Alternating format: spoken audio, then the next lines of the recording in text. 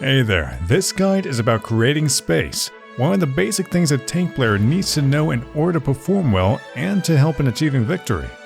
We're going to see how different tanks can do this effectively in various situations. Hello guys, and welcome to the dojo. First of all, we want to thank our supporters on Patreon who help in keeping the dojo running. If you love what we're doing, support the channel. You can get coached by our professional coaches in return. Alright, let's begin with the guide of creating space with tank heroes. When you're playing a tank hero, what is your job?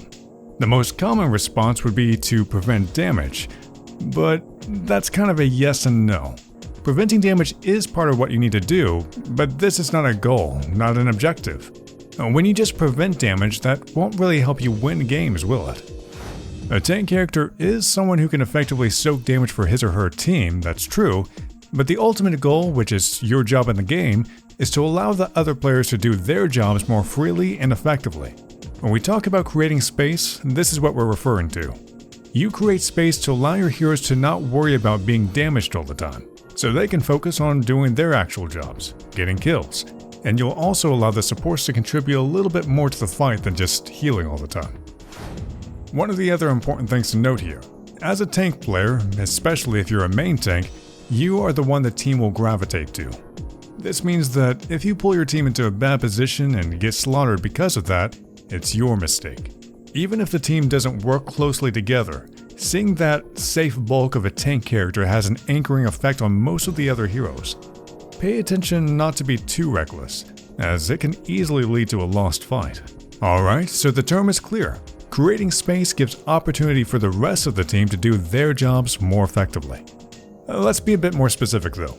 What does a tank generally do when it creates space? As mentioned earlier, creating space involves preventing damage.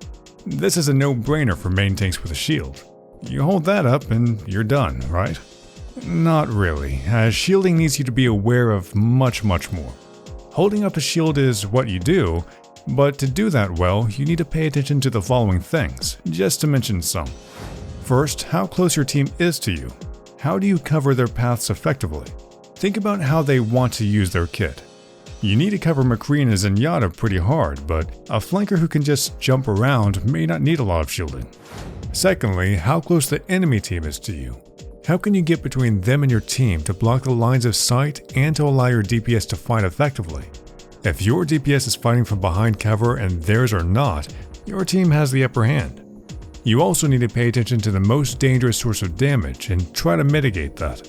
More about this later. Thirdly, where the objective is. Are you setting up at the right positions? Shielding your teammates in a position that has nothing to do with your objective is usually not a good idea. You don't benefit much from it. Pick your positions well. Even if you're not a shield tank, you can still soak damage. Zarya and Roadhog are the best examples, who can effectively withstand a lot of punishment if needed. This is not a go-to playstyle for Hog as it does feed enemy ultimate charge, but it can be done to save a teammate and create space for the team to retaliate against the enemies quickly. Throw yourself between the source of the damage and the teammate that you want to protect. You're a lot harder to kill. For mobile tanks like Hammond and D.Va, there's a little bit of both. As you have great mobility, you can sometimes decide to prevent damage by disrupting or killing the source of it. This is also a way to create space. For example, if there are enemy snipers and they give your allies a hard time to move around and stay alive. Locking down the enemies who are uncontested is just as important as soaking or preventing damage. Damage prevention can give your team a lot of opportunities that they can work with. Being a live shield is boring, unrewarding, and ineffective. You can do so much more with a tank hero. Most tanks have great tools in their kit to disrupt or zone enemies, which in turn helps you in creating more space for the rest of the team. The idea here is that you want to draw the attention back to you, and in order to do that, you need to pose a threat. Let's see some examples, starting with Reinhardt. While he can only hurt enemies up close, the hammer is a pretty fearsome weapon, and it also helps in pushing enemies in the direction you want them to be. Charge is also a great tool in your arsenal to either get rid of the enemy front line or to get an insta-pick. Just make sure that you're not running into disables and that the charge doesn't put you deep into the midst of the enemy team. The charge can also be used to boop enemies away. Generally, you want to get close and personal until you see an opening or a 2 passive enemy and start hammering at them. This way, you're forcing them to deal with you and opening up space for the rest of the team. Of course, and this goes without saying, you should use your shield when needed. Orisa is our next anchor shield tank that we're going to discuss. Orisa is mostly about protecting her own allies, contesting high grounds, and other zones. She can do a lot of damage with her basic attacks, which can be used to break an enemy's shield for example. And her halt ability has huge combo potential with various characters, and can stall the enemy team if used well, or pull them into the abyss on a few maps. You can zone the enemy with well-placed shields as well as protect your team. Avoid charging enemy Zarya shields, but aside from that, just hold the attack all the time. Orisa can 1v1 pretty effectively when dancing around her shield. See her dodge video if you're interested in learning more about that. Zarya is the next one. She's a dual-bladed axe. She can efficiently shield and get more fearsome in the same time.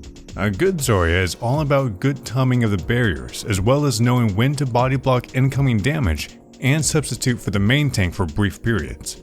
The fun begins with her if you're able to charge yourself above 60%, where your damage becomes something that the enemy team cannot ignore. Creating space with Zarya includes a lot of zoning with the particle balls, as well as mind games. A high charge Zarya is loud and shiny, something that is a visible and audible threat for the enemy team. You can intimidate your enemies by moving towards them with a high charge, and if you can get someone off guard, they're usually as good as dead. Zarya is able to create kill zones in front of her with a high charge. It's a great tool to create space. While Zarya can create kill zones, Roadhog is all about those. His raw damage can break shields quickly, and a hook that connects is most likely an instant kill if your team works together. Roadhog's most fearsome weapon is his continuous presence in the front line, and his ability to create a kill zone in front of him with his kit.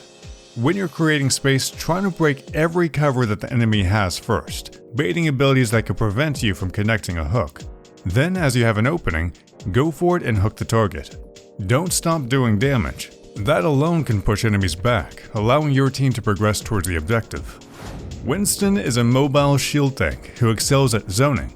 He can jump in the middle of an enemy team, place a shield, and effectively cut line of sight of the supports, leaving the rest of the opposing team without healing. Winston is heavily dependent on good timing of his abilities, as well as having his supports behind him for sustain.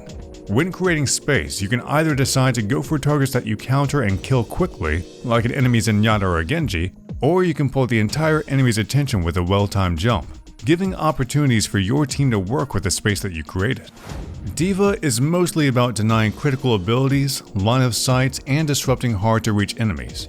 Her shield matrix is an invaluable tool to prevent enemy abilities from hitting, effectively reducing their ultimate charge speed. Try to use the matrix to help your main tank in need, and to eat high damage abilities. When creating space with D.Va, it's important not to overcommit yourself. You can't withstand a lot of punishment, but you have the mobility to freely move around the battlefield. D.Va can be used to distract the enemy backline, preventing heals. She can also be used to boost towards enemies on the high ground, locking them down or outright killing them. Your ultimate can also be used to zone enemies if placed well. The last tank is Hammond. He's mostly about disruption and creating a kill zone. When he speeds up, he can boop enemies around, either away from the team or into it. Flinging up and dropping onto a 200 HP opponent will launch them into the air, allowing for free damage to be done to them. When you're creating space with Hammond, look for weak spots in the enemy team and go for them. Your shields can sustain you for quite a long time, and you can always fall back with a good grapple if needed. Try to always focus the low HP targets. A quick self-plug here. We've been working a lot on an automated coaching tool that we call OmniCoach. If you're interested in kickstarting your improvement, give it a try. Click the card right now. Alright guys, if you have any questions, leave a comment below. We're always looking out for them. You can also express your love with a like or a share. And don't forget to subscribe to the channel, enabling the notification bell. Join our Discord community for free coaching and Overwatch related discussions, and don't forget that you can also support us on Patreon. Alright guys, thank you for your attention, and we'll see you guys in the next one.